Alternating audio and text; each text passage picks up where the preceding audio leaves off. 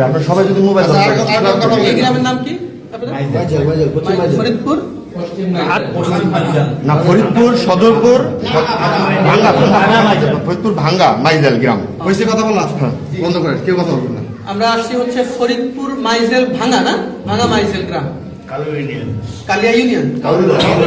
আচ্ছা আচ্ছা আচ্ছা। এখন এখানে আমরা এসে পেয়েছি একজন ইমাম সাহেব হচ্ছে এখানে নামাজ পড়াইতেছে এবং একই সাথে তিনি একজন খ্রিস্টান এবং এই এলাকার ভিতরে খ্রিস্টানদের দাওয়াতি কাজ করে। তো এই শবে বরাতের দিনও উনি নামাজ পড়াইছে, মোনাজাত করছে এবং ইনার পিছনে যারা নামাজ পড়ছে এদের নামাজ, খ্রিস্টানের পিছনে তো নামাজ হয় না সাধারণত। আচ্ছা, এরপরে হচ্ছে আর একজন হচ্ছে মোটামুটি জেলা দায়িত্বে আছেন, উনি হচ্ছে জেলা দায়িত্বে আছেন খ্রিস্টানদের এই ফরিদপুরের। আচ্ছা, এখন সর্বশেষ যে ইমাম সাহেবকে দাওয়াত দিছে ওই ইমাম সাহেবের মাধ্যমে আমরা জানতে পারছি যে তিনারা খ্রিস্টান। এখন যাকে দাওয়াত দিছে সরাসরি তার মুখ থেকে আপনারা একটু শুনেন যে তাকে কি বলে দাওয়াত দিয়েছিল এবং কেন আজকে তারা এসেছে, বলেন। আসসালামু আলাইকুম ওয়া রাহমাতুল্লাহ। আমি শফিকুল ইসলাম, আমি বাবুনগর মাদ্রাসায় পড়ালেখা করছি, সাথে হাটাজারি মাদ্রাসায় উলুমুল হাদিস পড়াশোনা করছি 2 বছর। আমি এই এলাকায় নতুন ইমাম নিয়োগ হয়েছি, সেই সুবাদে ওনাদের সাথে আর কি আমাদের একজন মুসল্লি বিভিন্ন জনের সাথে পরিচয় করাই দিচ্ছিল।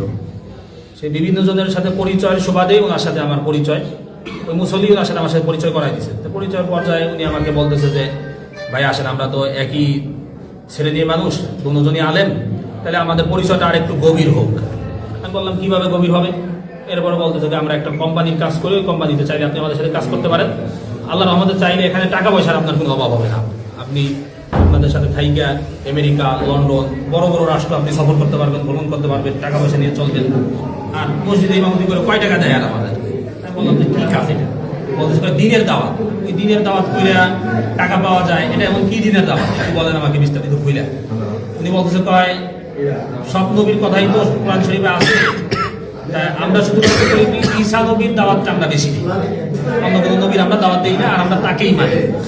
আমি বুঝতে পারলাম যে এখানে আসলে উনি খ্রিস্টান মিশনারিদের একটা কাজ চক্রান্ত, যার কারণে আমি ওনাকে আস্তে আস্তে আস্তে আস্তে আমার লাইনে আনার পর্যায়ে এক পর্যায়ে গত পরশুদিন ফোনে আমার সাথে বলতেছিল যে কোরআনের মধ্যে মুহাম্মাদের নাম আর কয় জায়গায় আছে, তার থেকে আমাদের ঈসা আলাইহিস সালামের নাম, মাসিহা ঈসার নাম আরো বেশি জায়গায় আছে, এরকম বলতেছে। পরে আমি গতকালকে সর্বশেষ জিজ্ঞাসা করি যে ভাই আমার, তাহলে উনি আমাকে অনেকদিন ধরে পারাপারি করতেছিল যে আমাকে কি দিবে, ওই তরিকা দিবে, কিছু কিতাবাদি আমাকে দেওয়ার কথা ছিল, কিন্তু তরিকা না দেওয়ার কারণে কিতাবাদি উনি আমাকে দিচ্ছে না।